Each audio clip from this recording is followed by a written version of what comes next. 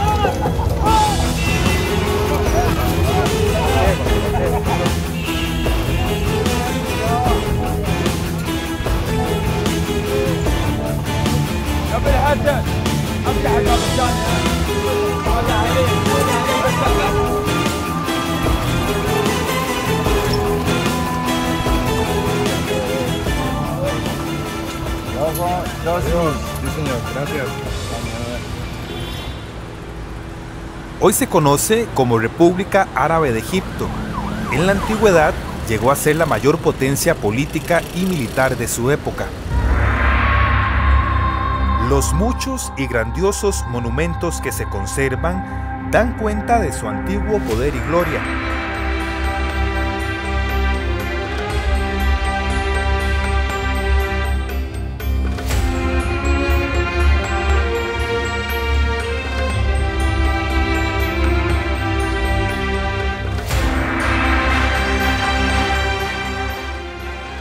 La relación existente entre el antiguo Egipto y la Biblia aparece desde un principio en los textos sagrados.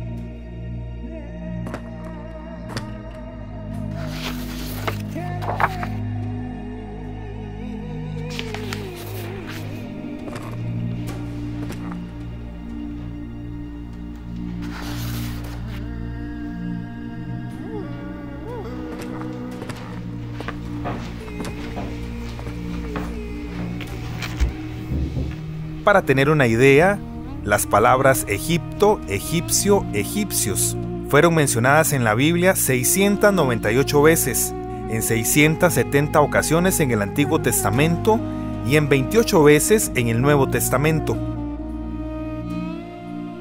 El Éxodo nos muestra cómo Dios liberó milagrosamente a su pueblo de la que entonces era la nación más poderosa de la tierra. Israel expresaba: ¿quién es nuestro Dios? El que nos sacó de la esclavitud de Egipto con brazo fuerte y mano extendida.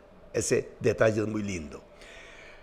Lo que era normal en aquellos tiempos, las transmigraciones, ¿verdad?, de los nómadas que andaban buscando pastos, hacía perfectamente normal que el grupo de la familia de Abraham, que se constituyó en 12 tribus desperdigadas, pero de alguna manera con un ligamen en el origen de un solo patriarca, llegaron a Egipto y como inmigrantes pues no pasaba gran cosa, pero después los esclavizaron.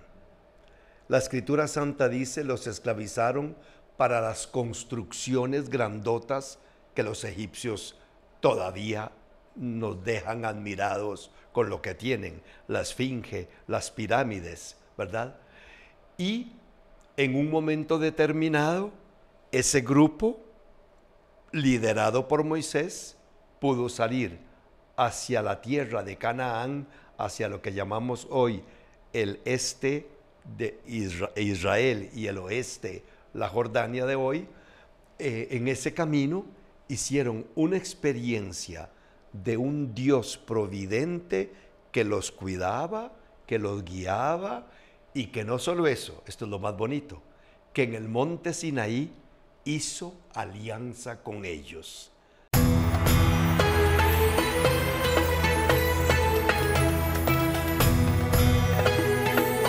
Pero la historia de Egipto en la Biblia comienza desde mucho antes, con Noé.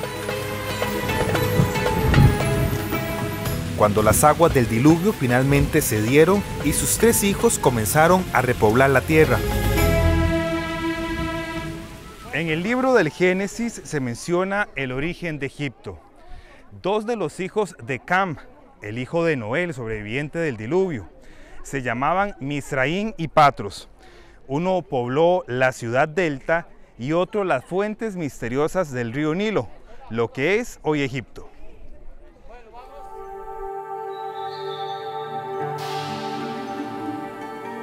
En realidad, la historia del Génesis y del Éxodo es la historia de Egipto. José, por ejemplo, realizó su mayor servicio a Dios y a su pueblo en esa tierra. Egipto le sirvió de refugio contra los celos de sus hermanos y luego de ayuda ante la grave hambruna. En algún momento de la historia, José interpretó los sueños del faraón y lo logró convencer de guardar comida en la abundancia para los tiempos de sequía. Esto también permitió que el pueblo hebreo pudiera ingresar a Egipto.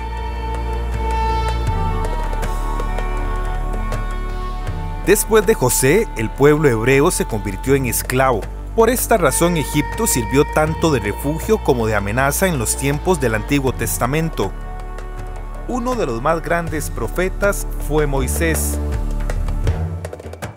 Por las aguas de este río, el río Nilo, se creó el pueblo egipcio. Para ellos, estas aguas significan salvación, pureza y poder. Sin embargo, por estas mismas aguas entró Moisés, quien vino a debilitar el imperio más grande de la tierra en ese momento.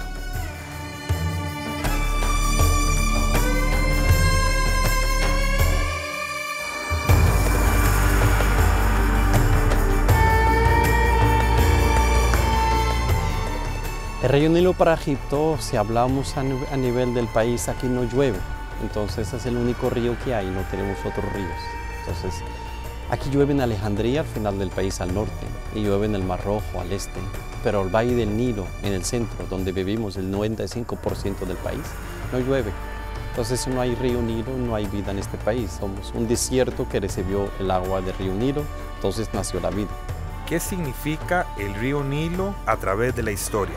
Los egipcios veían todo lo que hay en este ambiente, en esta naturaleza, como sagrado, como el alma del Dios. Y como el Nilo nace cada año, el 19 de septiembre, entonces los egipcios pensaron que es el despertar del dios Osiris, un dios en el culto egipcio que asesinaron, mataron y se despertó de la muerte. Entonces cuando se despierta de la muerte regala la vida a todos los seres, a todo el universo. Es lo mismo que el Nilo cuando renace de nuevo cada año en el verano, como que otorga al país, a este país, la vida de nuevo. Entonces es Osiris, el Nilo es Osiris. También es la lágrima de Isis, cuando Isis, la diosa, que le asesinaron el marido, sintió la ausencia de su marido, entonces ella lloró. Para el egipcio, el crecer del Nilo es la lágrima de Isis. Entonces es otro símbolo de renacer.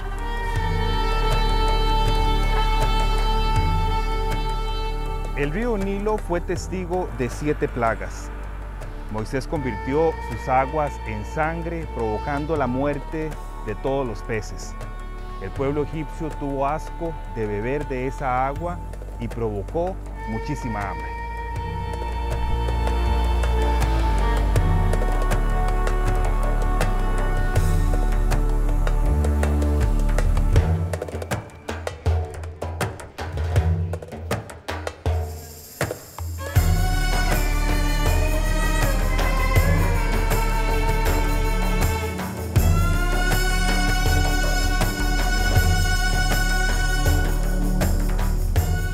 En la parte egipcia, en la parte de los papiros y los cuentos de los templos, no está mencionado ningún símbolo bíblico, sino en la parte religiosa islámica egipcia está mencionado.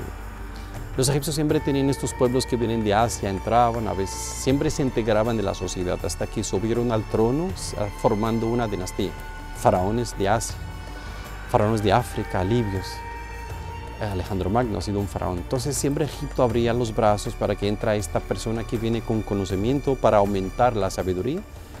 Eran conquistas, pero los egipcios siempre absorbían todo lo que tenían ellos. Pero nosotros no tenemos ninguna mención ni de Jesús, ni Moisés, ni Abraham, ni Sara, ni José cuando vino en los sueños en Egipto.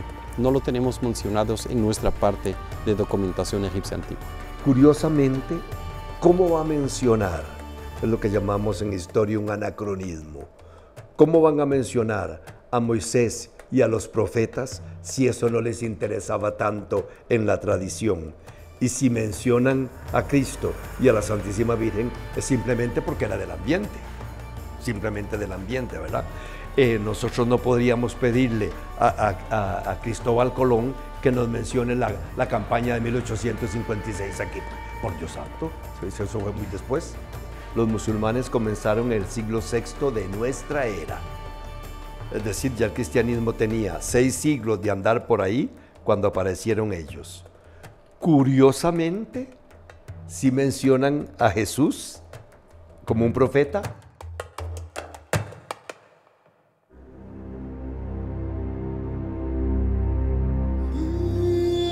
Egipto sirvió de refugio para los israelitas una última vez en la Biblia. Eso ocurrió con el niño Jesús. Ya en el Nuevo Testamento destaca la huida de la Sagrada Familia, que una vez más, como tantos otros judíos antes, tomó camino a Egipto, donde vivirían unos años según la tradición. Un ángel de Dios se le apareció a San José en un sueño y le dijo: levántate, escapa a Egipto con el niño y con su madre y quédate allá hasta que yo te avise, porque Herodes quiere matar al niño. Esa noche San José emprendió el viaje hasta este lugar, hasta Egipto. Aquí permaneció con María y con el niño Jesús hasta que Herodes murió. De esa manera se cumplió la promesa del profeta: de Egipto llamé a mi hijo. En esta tierra de Egipto, donde viene José, el hijo de Jacob, viene como esclavo también él, pero es gracias a su llegada a Egipto donde el pueblo hebreo se salva, porque José, todos conocemos la historia, logra ganarse el respeto del faraón, que lo nombra como el segundo y que lo pone a gobernar y administrar los bienes de Egipto. Y eso permite al pueblo hebreo consolidarse aquí y crecer. De este pueblo sale el pueblo hebreo para la libertad en la tierra prometida, y en este mismo pueblo egipcio Jesús va a vivir como migrante cuando tiene que huir de la matanza de los inocentes en tiempos del rey Herodes, y de aquí también sale el niño Jesús hacia la tierra prometida, recordando la liberación del pueblo y que Él nos va a liberar de toda esclavitud, como decía anteriormente, con la resurrección.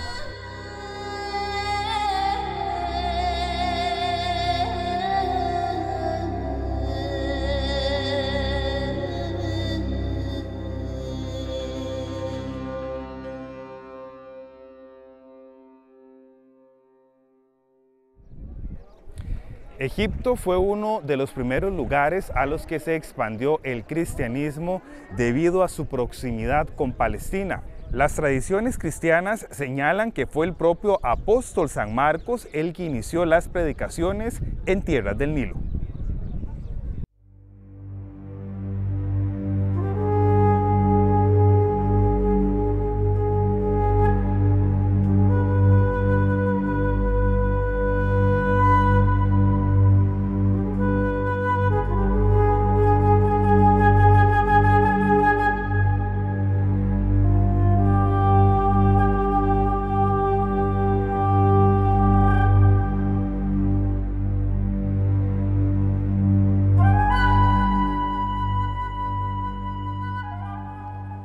El cristianismo se expandió de manera tan curiosa por aquellas zonas que inclusive hubo una vida eclesial profunda y honda.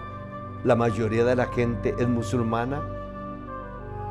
Las iglesias de que habla San Juan en el Apocalipsis, en una carretera romana desde Éfeso subiendo hacia el norte, no quedan más que vestigios. Es curioso que el cristianismo después se arraigó más en otras zonas que en Oriente, que en el Medio Oriente, o en Egipto, que está ya un poquitico al sur, tirando a África. Desde el punto de vista doctrinal, es decir, desde el punto de vista de la experiencia religiosa, lo que se vivió en Egipto por parte del pueblo judío y su liberación hacia la tierra prometida marcaron tan totalmente la experiencia religiosa judía que después en el Nuevo Testamento de alguna manera se retoma la idea con el tema de la Pascua, ¿verdad? Pascua significa cabalmente eso, paso, brinco. Brincaron de la esclavitud de tiempos de los faraones a la libertad de caminar por el desierto hacia la patria prometida, y nosotros brincamos de el pecado, del mal y de la muerte por la muerte y resurrección de Cristo a la vida de la gracia, del amor, del perdón, de la misericordia. Entonces, la influencia del cristianismo está más bien en la experiencia del éxodo y de la Pascua judía, que después nosotros celebramos como la Pascua definitiva por el paso de Cristo de la muerte a la resurrección junto con todos nosotros. Ahí es donde está fundamentalmente la influencia, porque desde el punto de vista cultural, Israel tenía otras fuentes de cultura, y como estuvieron esclavos en Egipto, probablemente tuvieron influencia, fueron muchos años, pero no una influencia que, por ejemplo, haya podido constatarse en las construcciones, en la construcción del templo, en el Arca de la Alianza, en el sacerdocio judío. No, difícilmente se pueden notar coincidencias.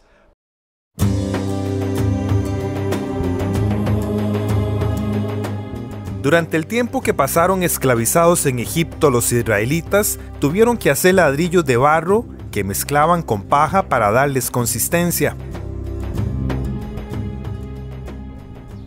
Cuando Moisés solicita al faraón liberar al pueblo hebreo, esto provoca la furia del faraón y como castigo envía al pueblo a realizar adobes sin paja. En el templo de Edfu, en Aswan, podemos encontrar edificaciones con este tipo de adobes. Este templo data de 1200 años antes de Cristo, una prueba de que en esa época se utilizaban este tipo de materiales.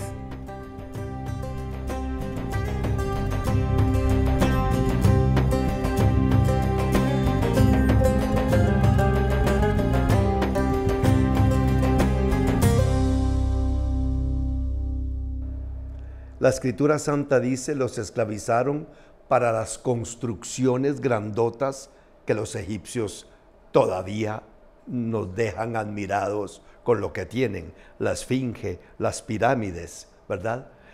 Y en un momento determinado, ese grupo, liderado por Moisés, pudo salir hacia la tierra de Canaán, hacia lo que llamamos hoy el este de Israel y el oeste, la Jordania de hoy. En ese camino hicieron una experiencia de un Dios providente que los cuidaba, que los guiaba, y que no solo eso, esto es lo más bonito, que en el monte Sinaí hizo alianza con ellos. Templos majestuosos, pero templos dedicados a dioses que murieron, porque eran templos dedicados a los faraones, a quienes el pueblo consideraba sus dioses y que trataban de inmortalizar por medio de estos templos. una cultura, un pueblo, un imperio que tuvo bajo su dominio también al pueblo hebreo, por ejemplo, lo recordamos en el libro del Éxodo, y cómo el pueblo hebreo sale de este imperio buscando la tierra prometida, buscando la salvación. Eso se une con nuestra propia fe cristiana, donde esa Pascua hebrea se transforma en la Pascua cristiana con la resurrección de Cristo, que nos hace salir de la esclavitud del pecado y de la muerte a la verdadera resurrección, la resurrección de la vida eterna que nos regala Cristo. ¿Qué nos dice esta cultura milenaria de templos que hoy son ruinas? Nos recuerda que no podemos poner nuestra confianza en el ser humano, nuestra confianza debe estar puesta únicamente en Dios. Cielo y tierra pasarán, mas las palabras del Señor nunca pasarán, nos dice la Sagrada Escritura. Y venir por acá, ver las ruinas de este gran imperio, ver donde fueron esclavizados los judíos, ver este gran río Nilo donde por gracia de Dios se salvó Moisés para luego ser el liberador del pueblo de Israel. Nos recuerda precisamente eso, no hay un imperio inmenso, no hay un imperio humanamente hablando poderoso que pueda contra el poder de Dios.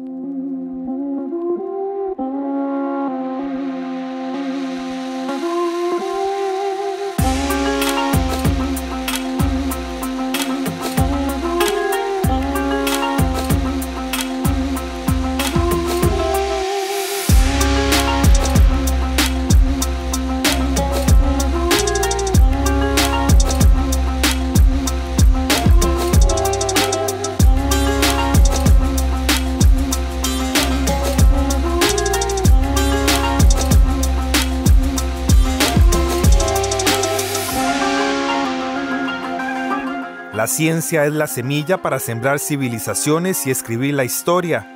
Esto es exactamente de lo que se dieron cuenta los antiguos egipcios hace 5000 años para construir su propia civilización. Fueron una de las primeras civilizaciones en hacer un uso generalizado de la invención de la escritura y en llevar un registro de los acontecimientos. Estudiaban el cielo nocturno y tomaban medidas de las estrellas para alinear con precisión sus pirámides y templos solares con los 4 puntos cardinales de la Tierra. Este extraordinario edificio ocupa una superficie de más de 5 hectáreas y está formado por unos 6,5 millones de bloques de piedra caliza. Sus 4 lados están alineados con precisión hacia el norte, el este, el sur y el oeste.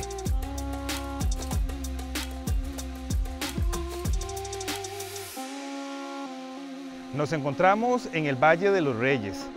Aquí hay tumbas de varios faraones, pero los científicos y arqueólogos siguen haciendo investigaciones y excavaciones. Prácticamente todos los años hacen descubrimientos que permiten conocer qué fue lo que pasó hace más de 4500 años.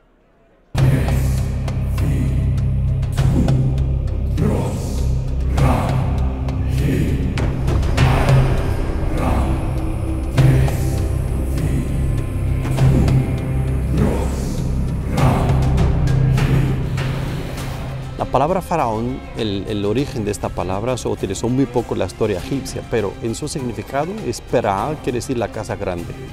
El faraón era el símbolo como Jesús para los cristianos. Era parte humana, parte divina. Había un solo faraón, porque hay un solo Dios. Entonces el faraón representa este vínculo entre el cielo y la tierra. Y siempre había uno, que tenía 2 nombres. Un nombre es el hijo de Ra, el hijo de Dios creador de la vida, y otro es el Dios o el faraón del Alto y Bajo Egipto, para su cargo político de proteger el país, de aumentar todos los recursos de la vida, de proteger las fronteras, de organizar el país internamente.